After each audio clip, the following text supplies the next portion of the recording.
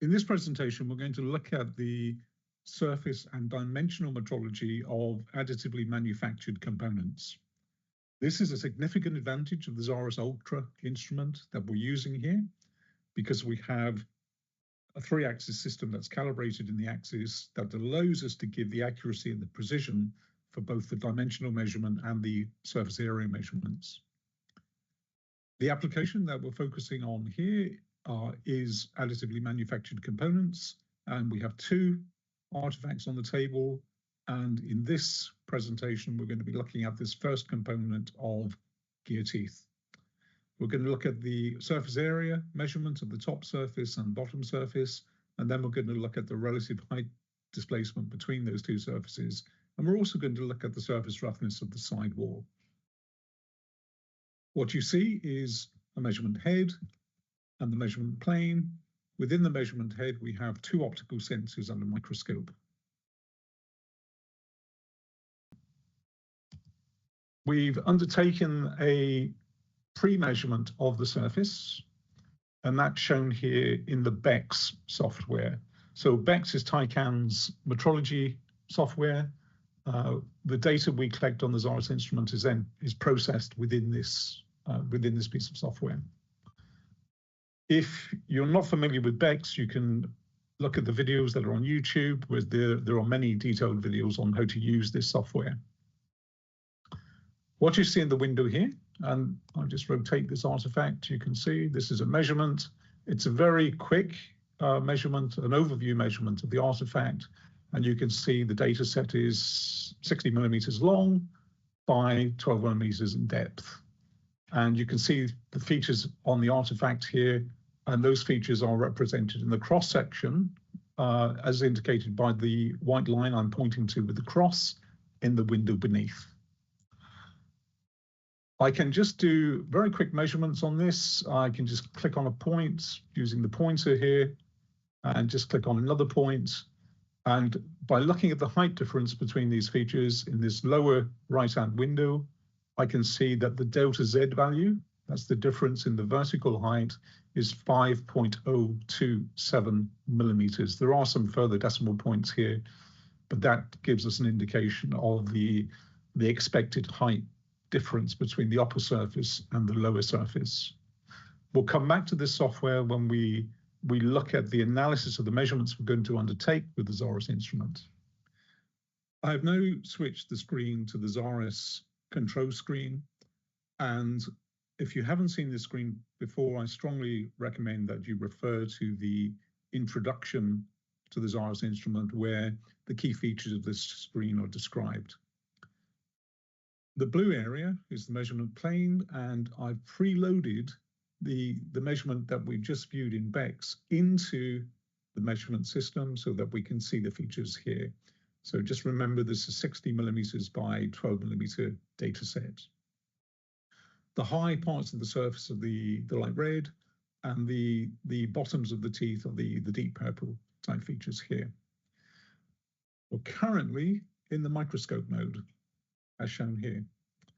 And we're currently looking down at the bottom of one of the teeth surfaces, and that's shown in the microscope mode on the right, with the measurement area defined by the green box. So we can see this is quite a rough surface. So the measurement area that we're going to start with is 2 millimeters by 2 millimeters, and with 501 data points by 501, that gives us a grid spacing of 4 microns in X and Y. So I'm just going to switch from the microscope mode to the measurement mode. Let's click that again. And you see the box has now turned yellow. This feature has now turned green. So I'm just going to put the camera back off so you can see what's happened now. So we're now, it's not visible in this view, but basically the optical sensor is now looking directly at the bottom of one of these gear teeth. Now, a feature of this device is that, as I said in the introduction, there are 2 optical sensors within the optical head. And for these measurements, I've switched the sensors. So previous videos, I've used the L sensor. In this case, I'm using the H sensor, and the H basically means high gauge range. So if I just click on this, sensor here. This is where you select the sensor, and you can see from the window beneath that I've already selected a sensor, which is indicated by this blue box. And we have a sensor with a measurement range here of 3000 microns or 3 millimeters. So we have a much higher gauge range for undertaking these measurements on this additively manufactured component.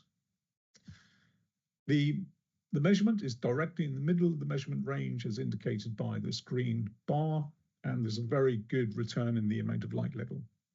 So this is going to be, I'll just zoom into the image a bit. This is zooming, it's not changing anything in the data. I'm just zooming the image so that we can see the regions that we're going to undertake the measurements.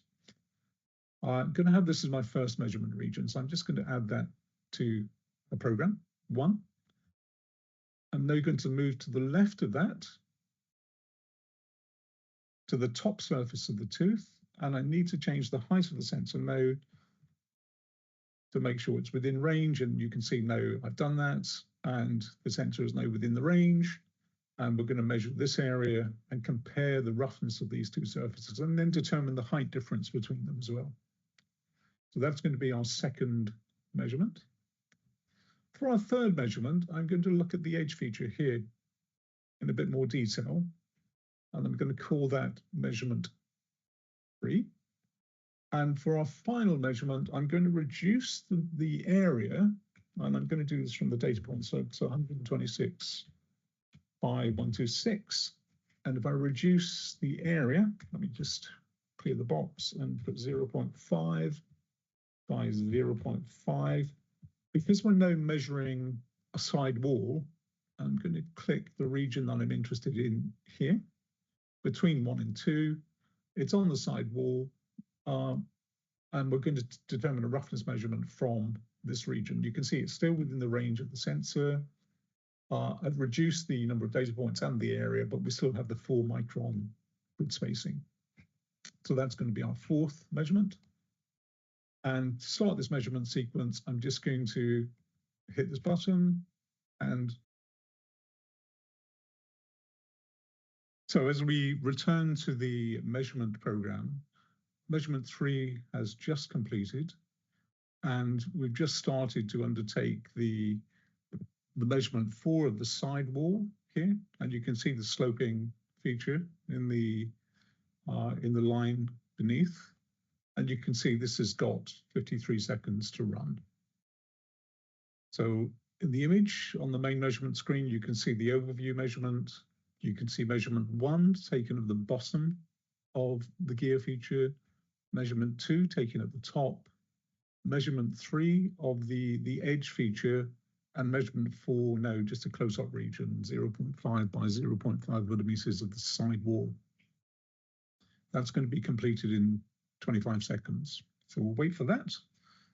And then we'll move to the BEX software and undertake surface roughness measurements and dimensional measurements. In this final part of the presentation, we're going to look at the analysis of the 4 measured regions using the BEX software. I'm starting from the window here where we have the preloaded measurement, 60 millimeters by 12 millimeters. But by clicking here, you can see that I've also preloaded the 4 measurement regions that we've previously selected. I'm going to start by looking at measurement region 1, which is in the bottom of the tooth structure. And here we can see, we'll just expand this, we can see we have a surface which is very rough. We can see that we have some features linked to the additive manufacturing process of these red high regions. We've also got some characteristics here associated with the lathe, the printing process. So this is quite a rough surface. So 2 parameters we wish to determine for this surface. First of all, we're going to look at the 3-dimensional roughness of the surface using the SA parameter, and that's using the tab that I've highlighted here. I currently clicked the mean 0 position, so that's putting all of the data, the mean value to 0, and then we're calculating the SA relative to that, and that's determined by this value. And you can see the roughness, the SA value for this area is 13.33 microns. If I unclick the mean 0 and click the mean Z, that is going to give us a value, which is the average height value for this particular part of the surface. And we can see that here in the number 1.9937 millimeters. We're going to use that value in a second when we look at the higher surface, and we're going to subtract the two values to give us the height difference between the surfaces. So let's do that now. Let's go to surface 2. So this is the top of the top region of the printed tooth, away from the edge. And you can see here slightly different type of features on the surface. The layers in a different direction, but there are still a couple of high features here. So using the same tab and starting from the 0 mean, we can calculate the SA value for the surface shown in this window to be 10.511 micron. So slightly lower roughness than the bottom of the tooth. And again, if we click to the mean Z, we can determine the height of the surface, the mean value of the height of the surface, and that's shown to be 7.0498. By subtracting the two heights from surface 1 and surface 2, we get the relative height between the two surfaces, and that, in this case, the delta Z is 5.0561 millimeters. So jumping on to the edge feature, we can see the edge feature here. This is region 3. Let me just rotate that and zoom out. You can see here probably a key characteristic that was of interest to this particular study was this edge here. So we can enhance that by just removing some of the colored data here. So we just focus on the top surface, the coloration on the top surface, so we can see here. And here we can see some key characteristics of the edge, which I'm highlighting. I'm going to remove the cross-section line there just to enhance that a bit more. So here you can see the lay of the printing process and the edge feature associated with that. Finally, I'm going to go to region 4, for which I've already removed a reference plane. So I've taken the reference plane away from this surface, and what we're left with is we're just left with the top-down view of the surface features. The region here, if you recall, is only 0.5 millimeters by 0.5 millimeters, and we can see quite a rough surface here. The white line here is corresponding to a cross-section. I'm just going to remove that. If we do 0 mean, so 0 mean, taking the mean of the surface and putting that to 0 and then calculating the SA relative to that, we see that the SA value for this particular part of the surface is 30 microns, so 30.085 microns. So again, significantly higher than the roughness of the features on the top surface and the bottom surface. That concludes the presentation. So just to recap, going back to the main screen, we have looked at 3 regions on this additively manufactured gear tooth: region 1, region 2, region 3, and region 4. And for each of those, we've determined roughness values and relative height positions. The use of BECS can be automated within the measurement program if the users wish to do that, so that we could automate the determination, for example, of the relative height distances, to get dimensional metrology really provided as a key feature, a key number output from this data if that's required.